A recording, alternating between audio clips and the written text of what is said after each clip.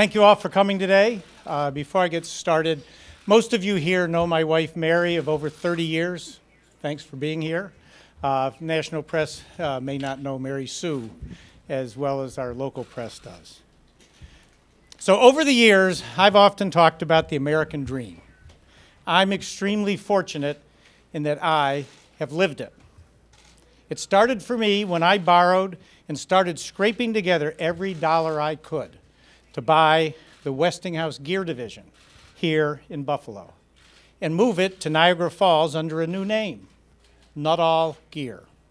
I'm proud that we put hundreds of people to work who are still working there today. After selling Nuttall Gear in 1997, I ran for Congress in 1998 up in the Niagara Falls area, knowing that my business experience would benefit the citizens of New York and offer a new perspective in Congress. After being humbled in that race, I spent the next 10 years as an entrepreneur, investing in and helping to stabilize dozens of bankrupt and financially distressed companies, saving and creating hundreds of jobs here in Western New York. In 2007, I was recruited to run for Erie County Executive to turn around the effective bankrupt county. I was elected, and by applying the principles of Lean Six Sigma, turned around the county finances in 18 short months, all the while honoring my campaign pledge to work for $1 a month. One of the many companies I invested in was a small drug development company, Innate Immunotherapeutics, that was working on a unique cure for HIV patients suffering with AIDS. Ultimately, that focus shifted to a treatment for secondary progressive multiple sclerosis, which is one of the deadliest autoimmune diseases known to mankind. My affiliation with this company is why we are here today. I've been an avid and unwavering supporter of Innate Immunotherapeutics for more than 15 years, long before I came to Congress or was elected county executive here in Erie County. Over this time, my affiliation with Innate Immunotherapeutics has prompted attacks on me, my integrity, and my investments by my political opponents. I believed in the company and still do, and in the potential of a drug that had the real possibility of improving the treatment options for secondary progressive multiple sclerosis patients, which is about the most debilitating disease known to mankind, and something that I saw firsthand affect a close family member. Over the years, I invested heavily in Innate, became the company's largest shareholder, and an uncompensated member of its board of directors. Without my investments and steadfast financial support, the company would have gone under, bringing with it a premature end to a drug I truly thought would revolutionize treatment options for secondary progressive MS.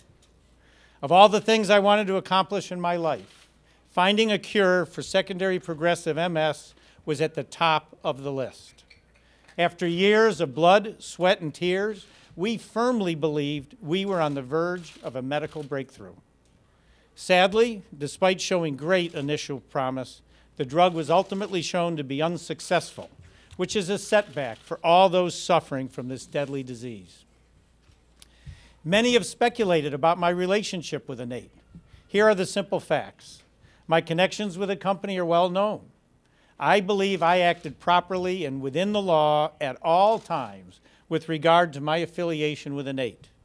Throughout my tenure in Congress, I have followed all rules and all ethical guidelines when it comes to my personal investments, including those with Innate.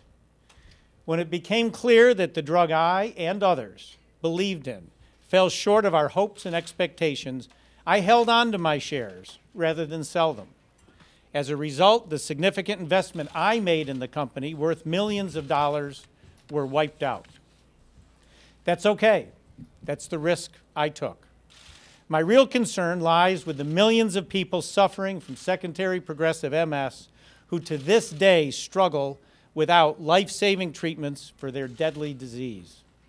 I've said it before and I'll say it again. I am proud of my affiliation with Innate. I may have lost most of the money that I invested in the company, but I took the chance to bring relief to those who deal with the dreadful disease of secondary progressive MS every day. The charges that have been levied against me are meritless, and I will mount a vigorous defense in court to clear my name. I look forward to being fully vindicated and exonerated, ending any and all questions relating to my affiliation with INNATE. I've spent the last 10 years in public service as the Erie County Executive and as a member of Congress. I've also spent many years volunteering to give back to my community.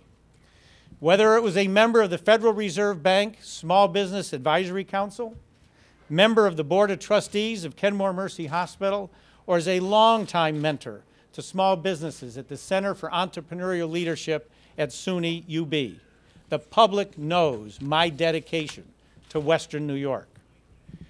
Because my focus is to defeat the charges in court, after today, I will not address any issues related to innate immunotherapeutics outside of the courtroom.